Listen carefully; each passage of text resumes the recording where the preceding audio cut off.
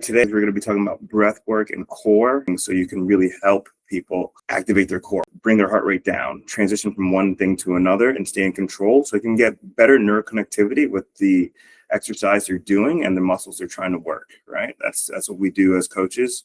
We help members kind of bridge that gap so they can get stronger. Breathing for cardio, it's really about staying in control of your breath. Cardio, you're going to exert a extreme amount of energy to do that cardio movement. We're on the erg bike, the ski erg, the rower, we're doing plyo lunges, skaters. We want to lead with our breathing, just how runners do it, just how swimmers do it. Big in through the nose, out through the mouth, right? And as we breathe into the nose, you always want to coach your members just really open up their nostrils, get as much air into their nose as possible, try to fill up their lungs. And as they exhale, they should be breathing out real hard. They want to blow out as much air as possible so they can take another huge breath back in. Remember, your muscles like oxygen, right? And it's hard to do, especially cardio exercises, if you're not feeding your muscles oxygen. You will gas out, you will burn out if you're not feeding your muscles oxygen constantly throughout the exercise. I'm going to breathe in coordination with the exercises that you're doing. So just like we say on the bike erg all the time, like Juddy says, every 4 pedals, you want to breathe big in through the nose, big out through the mouth.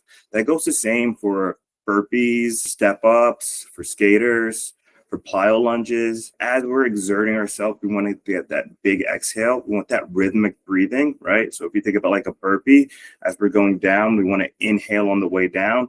And as we're blasting off and pushing off the ground, we want to blow out all the air and exhale on the way up. At the top of that burpee is when we're breathing in again and getting even more air as we're coming down to the ground. You want to have them to focus big on those exhales. Like I said, those exhales should be huge, should be trying to warm the room with your breath as you exhale and completely try to empty out your lungs. If you find a member that's unable to time up that rhythmic breathing, especially with their movement, especially on a good machine to practice it on, like the rower, right? We want to inhale on the way in, exhale on the way out, slow them down a bit, right? If you're seeing them pulling at 35, 40 strokes per minute, and their breathing is erratic and their strokes are erratic, slow them down, get them down to that 1 to 3 drive, have them inhale on the way in, exhale big all the way out, bring those handlebars all the way to their sternum, pausing for a second and starting that inhale all the way back into the rower. Breathing for strength. So for breathing for strength, it works pretty much the same. Like I said, your muscles like oxygen, especially while you're lifting weights. That helps fight that lactic acid burn as we are trying to produce force and lengthening and contracting our muscles. We want to exhale on the E. I love that. Exhale on the exertion, right? So as we're going through our bench press, right, we are exhaling, blowing out all that air, contracting our core, squeezing all the air out of our lungs. As we're coming down with those dumbbells, we're going to fill up our lungs, puff our chest out, and take as much air as possible. We never want to hold our breath through resistance exercises, especially through strength training. We do want to brace the core, but we always want to breathe as we're holding. I know we get that big cue of hold your breath and brace your core when we're going underwater or like our kettlebell front squat, right? Of course, that is a great cue. That cue is really designed for members to get an idea of how to brace your core. If you're holding your breath, you're usually bracing your core. But if you can brace your core and breathe through that exercise, you can perform it better. Definitely want to inhale as we're going down, right? And then exhale and blow out that air as we're going up. You'll be able to perform more reps, especially on things like benchmark that are coming up again. So remember when we get to benchmark, you see a member just kind of holding their breath and they're sizzling out on those last few reps. Tell them to breathe through those last few reps and just continue to brace their core. During our short but very frequent rest and recovery periods, we want to change up our breathing just a little bit. It's going to be more of a recovery focus than a performance focus in terms of breathing. So first thing we're going to do is let out a huge when that buzzer beeps. That huge sigh, almost try to tell a member to get themselves to that psychological happy place, right? Think about puppies, think about being at the beach, think about a field, think about your kids, whatever it is. Get to that psychological kind of happy place. I'm going to take a deep inhale, another short inhale, and a big slow exhale. I had a member go through this on Monday because he is a heck of an athlete and he was just hanging out at 95% as he was doing the explosive step ups. And instead of backing him way down, I kind of challenged him a little bit. I flipped his box so it was a little bit higher. And I told him we're really going to focus on your breathing during this next set. As you perform your step up, as you're trying to explode off that top foot and drive that knee up to your chest, you're going to let out all the air in your lungs. On the way back down, the second you feel your foot come off the box, I told him to inhale all the way down. I stayed with him for the entire 40 seconds there to make sure he was breathing all the way through. As he was going through this huge breathing, I watched his heart rate on those Lionheart TVs, which is such a useful tool that we need to be using as coaches. Have your members even face it as they're going through it. We saw his heart rate come from 90% all the way down to 80%. And he was able to maintain that throughout the rest of the workout just by focusing on his breathing from set to set and station to station. So that Lionheart is such a useful tool. If your members don't have them, please tell them to get them. Tell them to track it on their watch. Tell them to focus on that exertion, exhaling that on their recovery, inhaling big so they can keep being explosive. They can keep being consistent from set to set. I like to end all of my classes, especially my cardio classes, with this diaphragmatic breathing. It kind of gets everybody back into a relaxed state. It's very easy, and I want you all to try it right now. If you haven't tried this already, diaphragmatic breathing, it starts on your belly, and it's all about the contraction and the stretching of your diaphragm. That is the driver of your lungs. Your diaphragm contracts, and then it lets all the air out of your lungs. Your diaphragm expands, and that's what helps fill up your lungs. And it starts at your belly. So go ahead and place your hands on your belly. And I want you to take a huge breath in through your nose and feel your belly expand. Once you get all the way to as full as your belly can, hold it for just a second. And then a nice slow exhale and feel your stomach contract again. And really focus on just your belly moving. Give me a few more breaths here. And not having your chest rise at all, right? We don't want to be doing the big chest breathing, have our chest puffing in and out. You want to feel it all through your abdomen there. So big breath in. Hold for just a second. Exhale. Feel that belly collapse. Hold for just a second. Big in through the nose. This is also a great way to start meditation as well. That diaphragmatic breathing, that big breathing in through the nose, out through the mouth, pausing for just a second, relaxing the mind, relaxing the body. This is how you recover well. This is how you bring that heart rate down. This is how you bring yourself back to that baseline. All right, so we're going to get into core. Core activation, we say it all the time. Hey, station number 6, you need to squeeze your core, embrace your core for this one. Station number 5, same thing. Embrace the core, squeeze those abs. Members often don't know what we're talking about. Embracing your core is maintaining that neutral spine. Even neutral spine, they will have trouble finding, right? So show them what neutral spine is. Be that demo for them right there at that station. Show them how to tuck in their pelvis, bring their belly button to their spine, and brace that neutral core. From that position, they should still be able to breathe. They shouldn't be holding their breath while bracing your core. You can tighten up your abs and still continue to breathe, perform, and move freely for that total body engagement throughout all exercise. Doesn't matter if it's a bicep curl, a shoulder press, a squat, a reverse lunge. These things all take core, especially our 4 big assessment lifts, our squat, our bench, our deadlift, and our pull-ups, especially on the pull-ups. I see a very little core engagement on pull-ups, which will bring that swinging and rocking. And it actually makes your pull-ups a lot harder if you're not bracing your core. You can get way more pull-ups with some good core activation going on.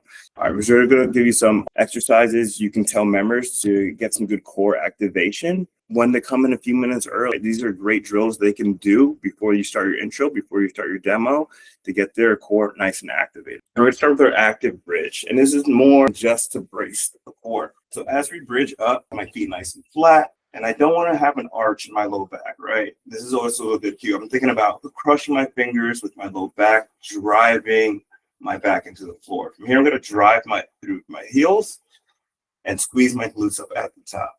Now, you'll know if a member is not bracing their core while doing hip bridges or in this bridge activation if you see that arch in their low back and the pronounced belly. So you really just want to tell them to kind of tuck in their hips once again and squeeze their belly button towards their spine. This is a bit of leap to great core activation. They hold here just for a few seconds and then release and do the same thing, all while trying to maintain that good core pressure. They're going to get some good activation going on with the core, which should alleviate any coming back pain for things like our RDLs and our deadlifts. The plank, this is like my favorite core exercise of all time because it is the hardest and the safest if you're doing it correctly. I always like to start by playing on the forearms or even on the knees, right? If you have some members struggling with this, starting on your knees is totally fine, all right? With those palms facing down, and once again, if you don't want to see that pronounced or that arch in the low back, that means lack of core engagement. So if you want to see those hips tuck in and the squeezing of the glutes, everything in a plank should be engaged. Your arms, your legs, your core, your quads, your glutes. I mean, want those hips high and your body to be that nice neutral spine from head to toe. Your cervical spine, your thoracic spine, your lumbar spine should all be nice and neutral. With a little bit of curve in that low back, but just very little while maintaining that neutral spine and that good core pressure. If they're doing it right, they should shake right away. You should see them shaking. And that is a good indicator if they're doing it right. I just did it for like 2 seconds and I started trembling. I didn't want to embarrass myself, so I stopped. Okay. Butt shouldn't be too high in the air. Literally from head to butt should be like one smooth line. Like I said, just a little bit of curve in that lower back. And that curve is a good indicator that they are bracing the core. You don't want to see the arch, but almost a curve in. Last one here is a bird dog. This one is great, especially for our pre and postnatal clients. Once again, we want to maintain that good neutral spine. So as we kick out the bird dog, everybody thinks this one is really easy, and it is. If you have no core engagement at all, and you're just moving your arms in the opposite direction, left and right, and you can see here my back is arching really big time. If I focus on tucking my hips in, keeping a neutral spine, squeezing my glute, it changes the exercise dramatically. Focus on keeping your core engaged the whole time. That almost rounded spine. Your spine should be more in a flexion bias, especially your lumbar spine here, as you extend out those opposite limbs.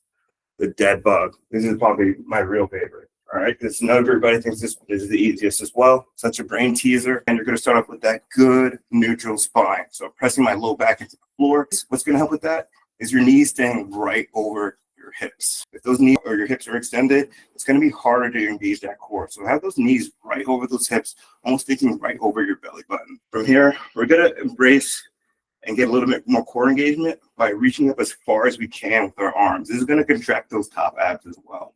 And just like our bird dog, we're thinking opposite limbs are going to extend. So I'm going to extend out my left leg as my right arm goes back. I'm still trying to maintain a nice neutral spine. You also want to watch how far members' legs go out or how high they go out. If their legs are going out too low, they may lose that lumbar pressure in their core. So having your legs be a little bit higher so they can maintain that neutral spine to the floor is going to be way more beneficial than trying to kick it out as far as they can. So a little bit of height is okay as long as they can maintain that neutral spine. It doesn't have to be crazy low. What they want is core engagement to turn those abs on. Even the dead bug in a neutral position where you're just staying there and holding it, pressing the hands into the knees, getting a nice isometric is a very good way to fire up those core. You can do short crunches with that, reaches to the left, reaches to the right, all for great core engagement and core activity. Bracing your core while doing exercise is something that has to be learned and practiced to create that neural connectivity. And it's something we have to drill to our members as coaches. Doesn't mean the entire set during a deadlift, they have to be squeezing and bracing their core. But before they pick up that weight, they're going to squeeze and brace their core. When they get to the top, they can exhale, let it relax, brace it again, and then return that weight back down to the floor. That's going to allow them to keep their core contracted and working during their lift, protecting their spine without exhausting them for bracing and squeezing their abs for the entire set and then taking away from the exercise itself. I'd love to hear from you guys, any kind of feedback, any ways you've told your members to help activate their core or work on their breath work during any workout. We've really used the heart rate monitor to identify who needs the most help with these things. If we're seeing someone in that red zone, we just call it hot lava and they need to come out of it, especially if it's for around like a minute at a time during a cardio class. And usually on a strength day, it's right after they come out of a heavy lifting station. So if they're in that red zone for a very long time past that point, that's usually when we'll address them and just say, hey, how are you feeling? Try to breathe with me for a second. And if they're at that conversational, like they can still speak to you while their heart rate's up, then that means they're recovering and they're getting better with their breathing.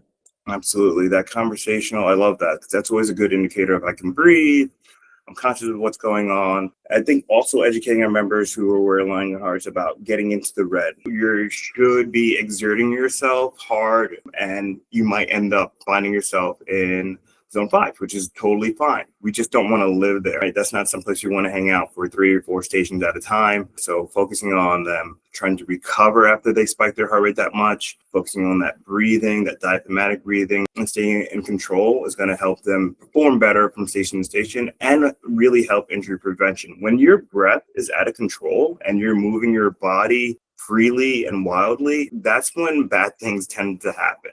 If you can stay in control of your breathing and move intentionally, you're going to perform totally fine throughout an entire session.